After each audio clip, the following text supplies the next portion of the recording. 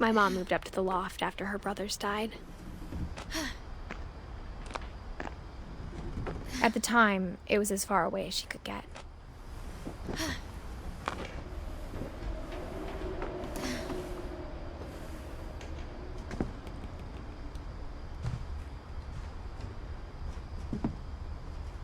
She spent a summer building houses in Calcutta, where she met my dad, Sanjay.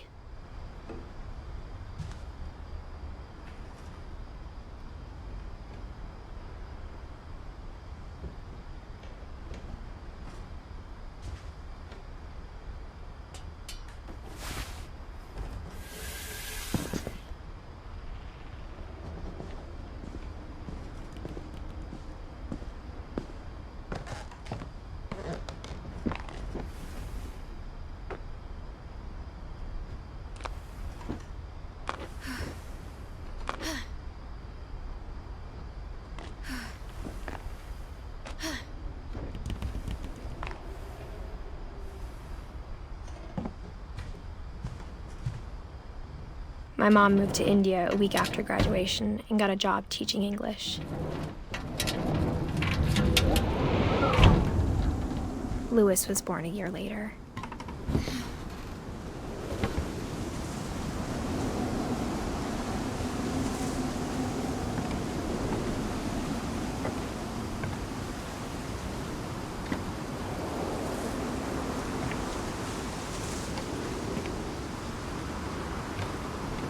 When my dad died, I don't think Mom knew where else to go. I'm sure Edie was happy to have her back. And to see kids in the house again.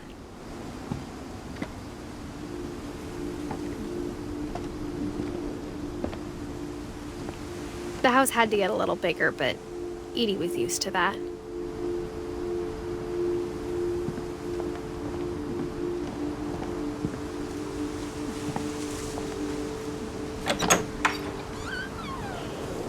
And for a while, things were good, almost normal.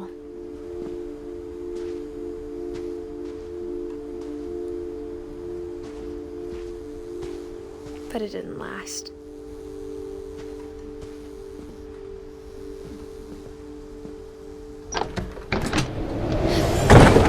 The beginning of the end was Milton's 10th birthday, when Edie gave him a castle.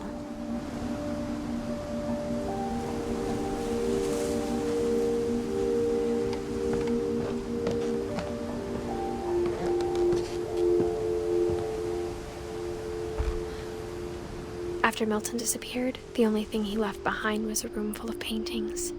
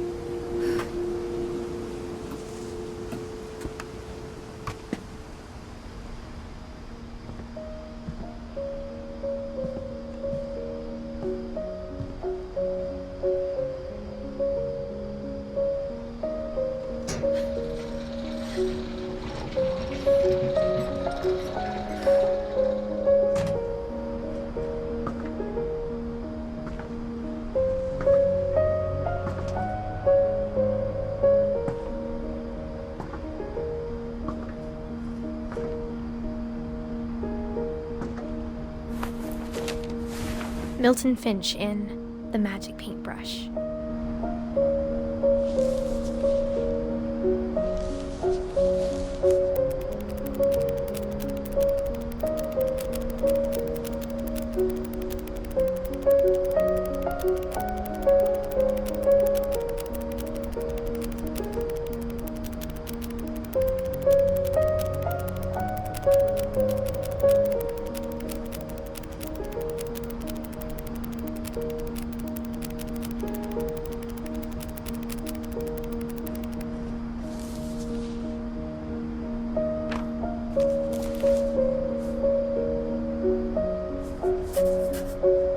I was 4 when Milton disappeared.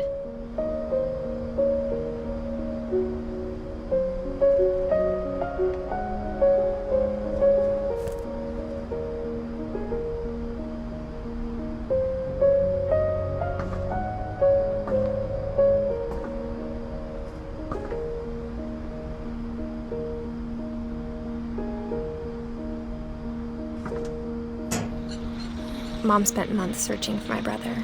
Then she sealed the doors.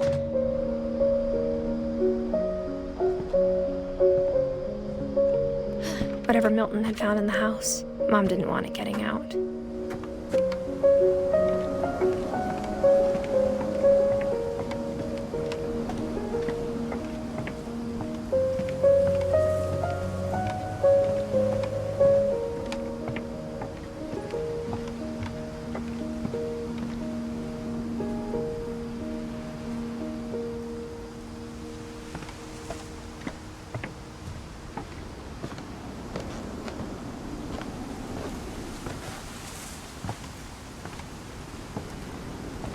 Mom definitely blamed Edie, but I think Louis blamed himself.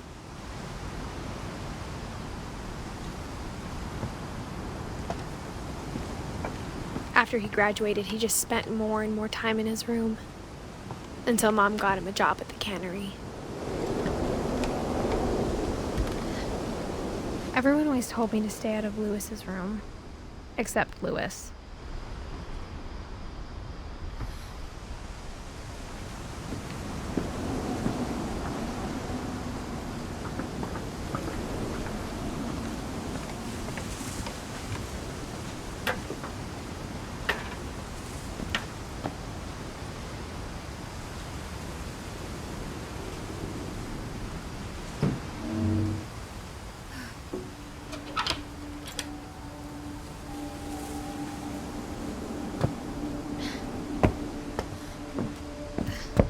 Louis's room smelled very, very familiar. That part of him lived on.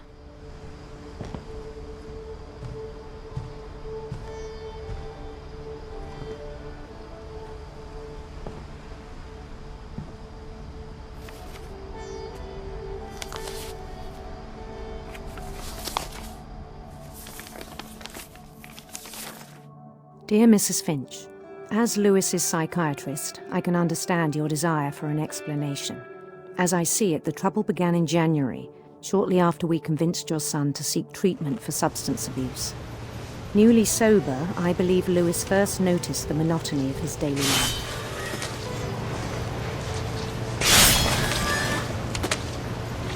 He kept working at the cannery, but he withdrew part of himself. In our sessions, I saw the same behavior. His mind began to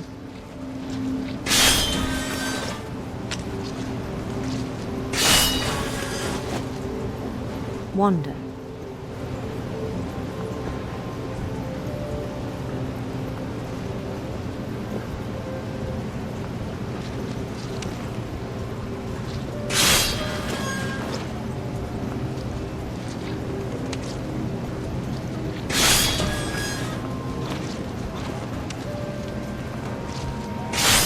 I asked him to describe it. He said he started small, imagining a labyrinth.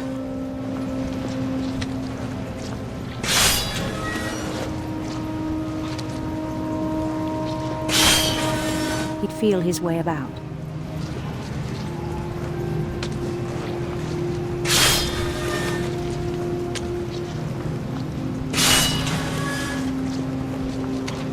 Then something moved.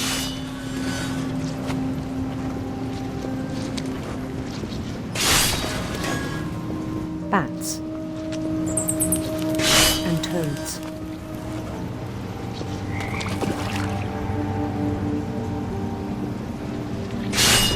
And things that have not names.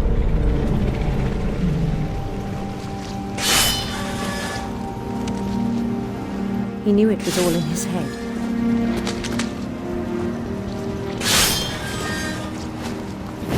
He took it very seriously. I had hoped he'd find himself.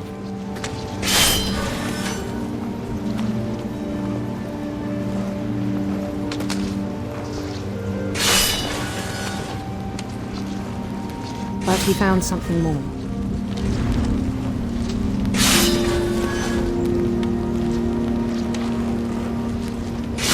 I worried about him then.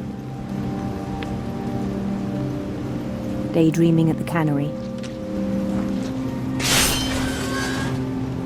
I spoke with his boss, but he said Lewis had become a model employee. Methodical, tireless, focused. Like a whole new Lewis. So I let him go on.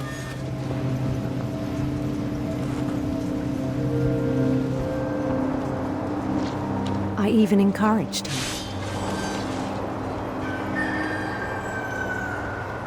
It seemed very promising at first.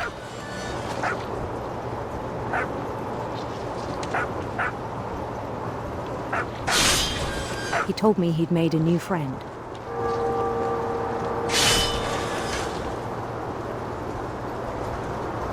On the edge of a city he named Lewis Hope.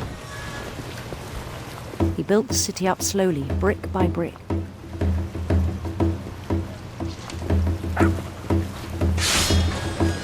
Then he made musicians.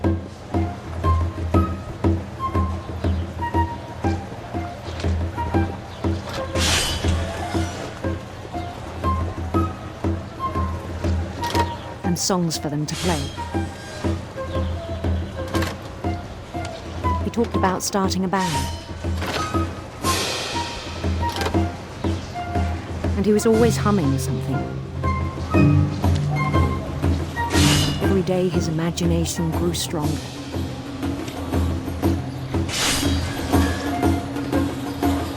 He no longer spoke at the cannery.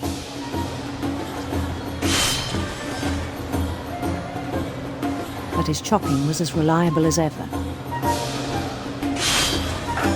Then one day it struck him that all the cheering crowds, even the stones under his feet, were all in his imagination. So he could do whatever he wished.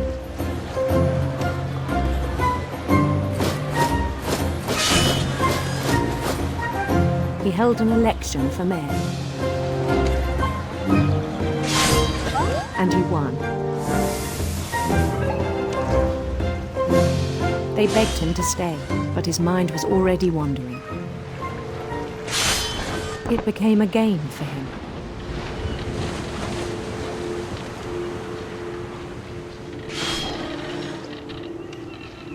He'd conquer a city, then immediately push on. New Louisville.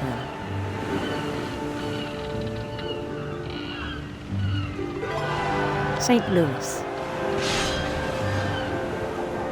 He started drifting away from our reality.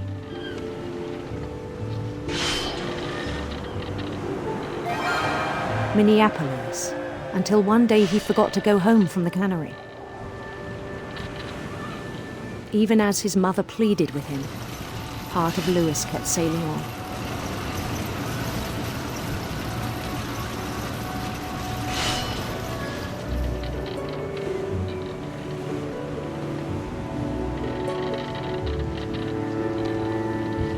In Lewisburg, he heard rumors of a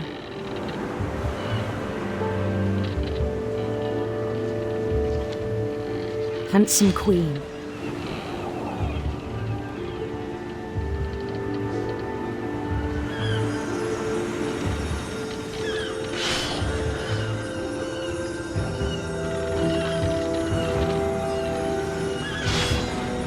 The queen was on her own quest for radiant rainbows.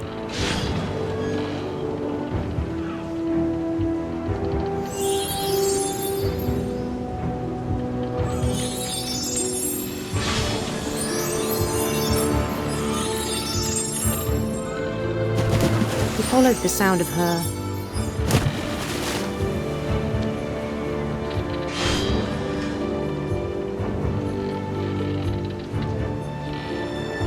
silver harp.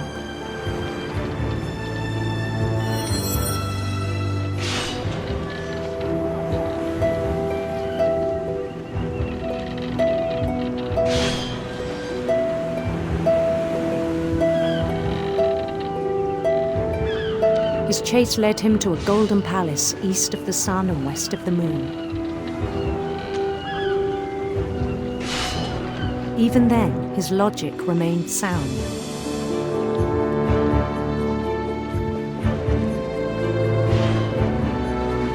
He knew the world was all in his imagination.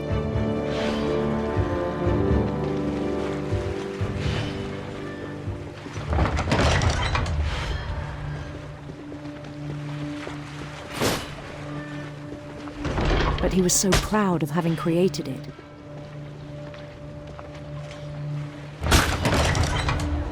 In his own eyes, he'd become something greater than a king.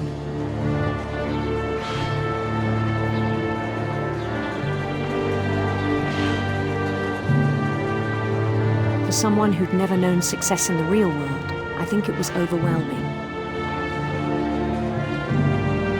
And then it struck him that the real Lewis was not the one chopping salmon, but the one climbing the steps of a golden palace.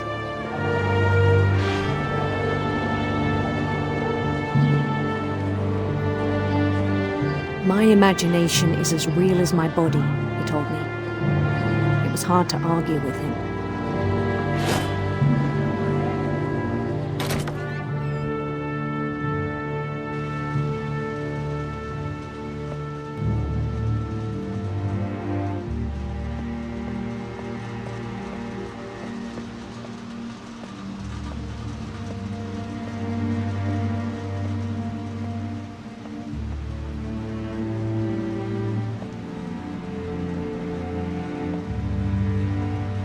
Began to forget the world we know.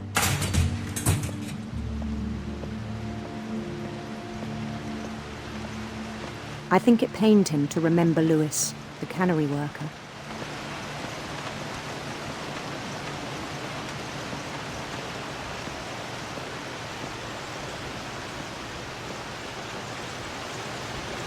He began to despise the man with a royal contempt.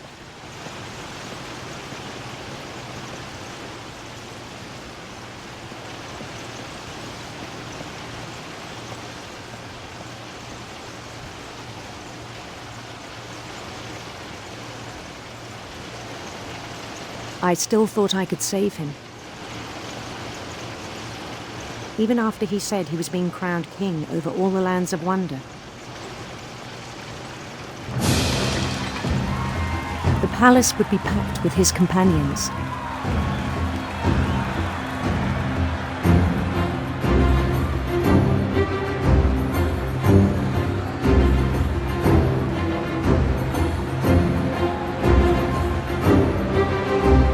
Including the wise Calico who'd insisted on inviting him.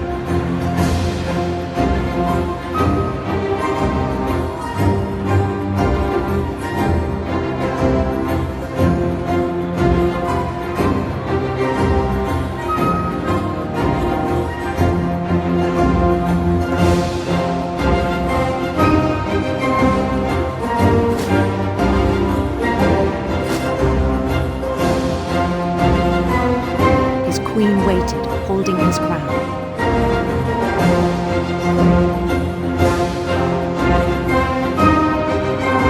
There was only one thing left to do.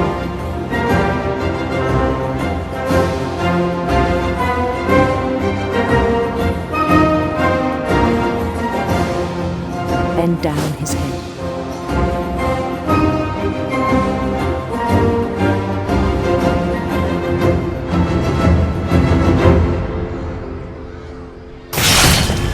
Rest I think you know. Mrs. Finch, your son was a kind man who will be missed by all of us who knew him.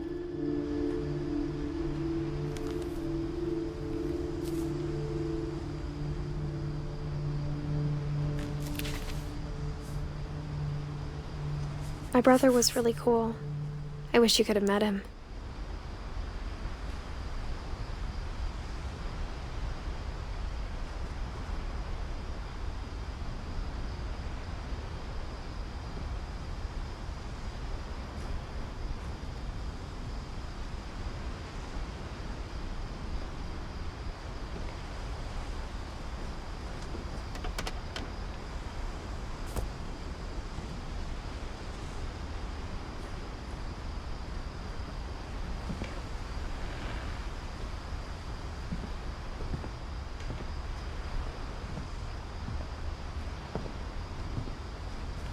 He was so proud of being Indian.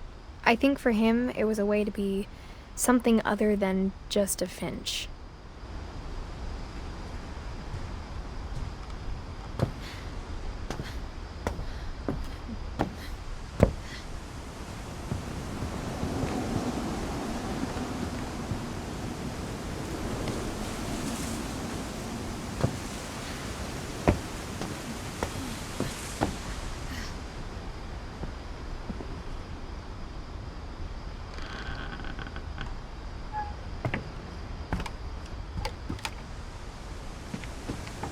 On the way back from Lewis's funeral, my mom told me to start packing. She waited until the day before we left to tell Edie.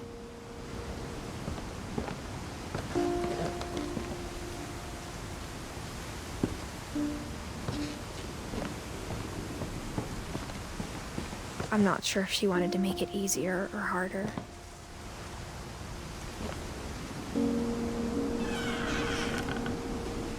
I wish we'd stayed.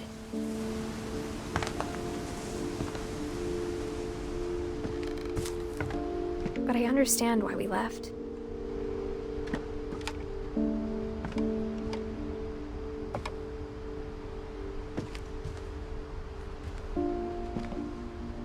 My mom ended up leaving everything behind.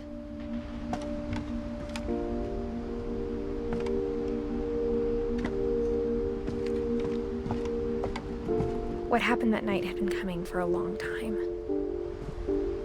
Maybe it should have come sooner.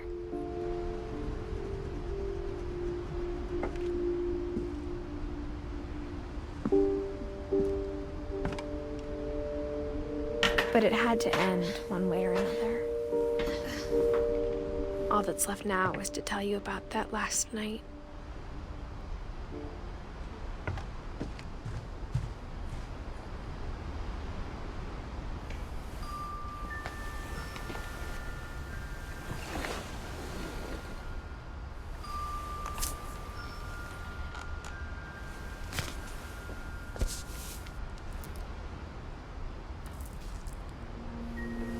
That whole last day, Edie just watched us pack and didn't say a word. Until supper, when she raised her glass and said, "To our final night together, and all our final nights apart." Grandma, you know what I said about alcohol. Some of your medications are very Edith, specific. I left a present for you in the hallway. Why don't you go open it? The grown-ups have to argue now. I'm sorry, you're right. We're all leaving tomorrow. Let's just enjoy our last... I'm not leaving. Edith, you're excused.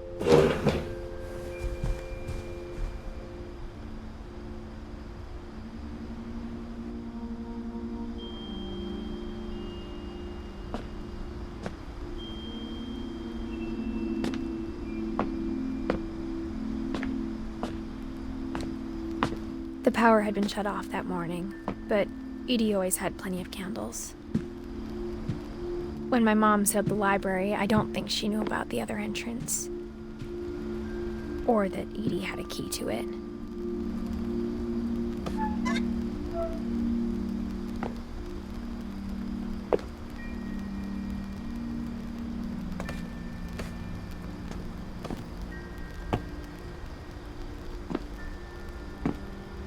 That thing you're afraid of isn't going to end when you leave the house. Edith has a right to know these stories. My children are dead because of your stories.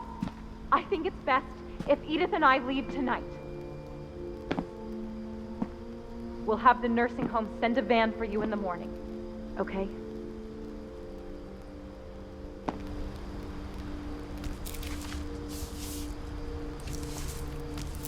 Dear Edith, there's so many stories I wish I could tell you, but there's only time for one. This is about what happened on the night you were born. That night, the tide went way, way out.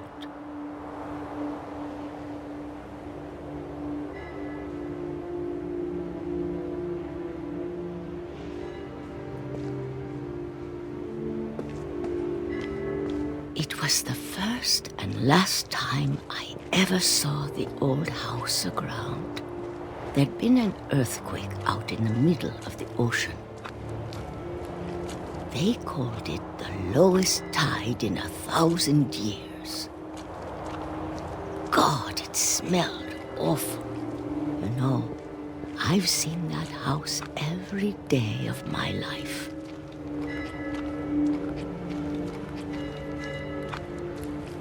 But I never thought I'd go back to it.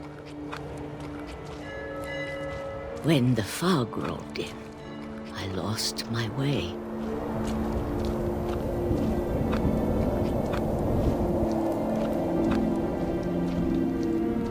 I got turned around.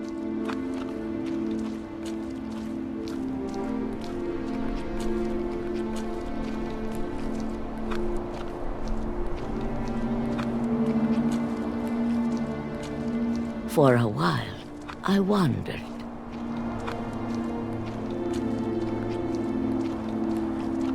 I started seeing things.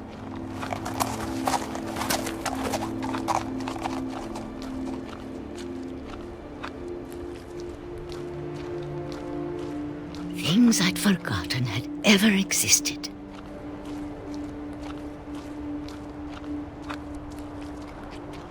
But when I saw them, they felt like old friends. That night, a lot of things came back to me. Or maybe I came back to them.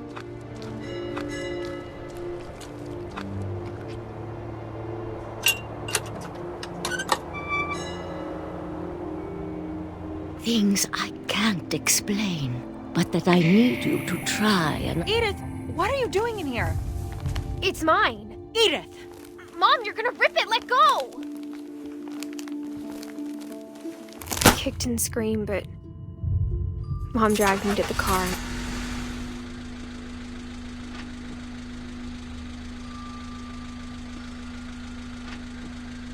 I never saw Great-Grandma Edie again. The next morning, the band came to pick her up, but she was already gone. After that, we moved around a lot.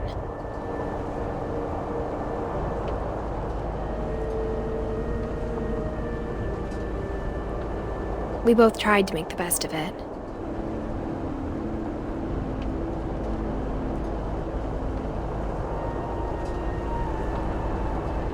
A few years went by.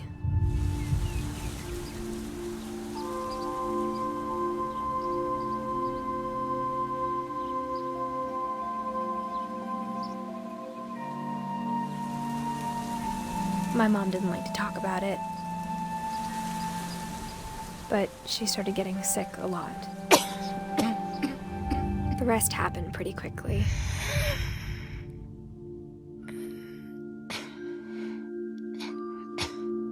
She got better for a while, and then she didn't.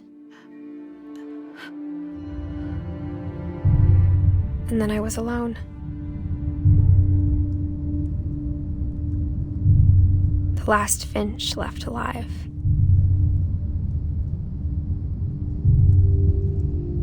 Until I found out about you. I'm still not sure what to tell you about all this. If we lived forever, maybe we'd have time to understand things. But as it is, I think the best we can do is try to open our eyes. And appreciate how strange and brief all of this is. This journal was supposed to be for you. But now I hope you'll never see it.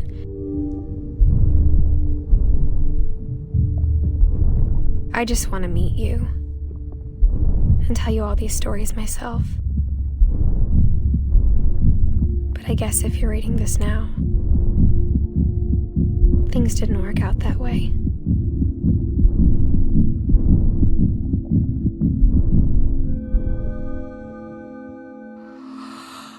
This is where your story begins. I'm sorry I won't be there to see it. It's a lot to ask, but I don't want you to be sad that I'm gone. I want you to be amazed that any of us ever had a chance to be here at all. Good luck.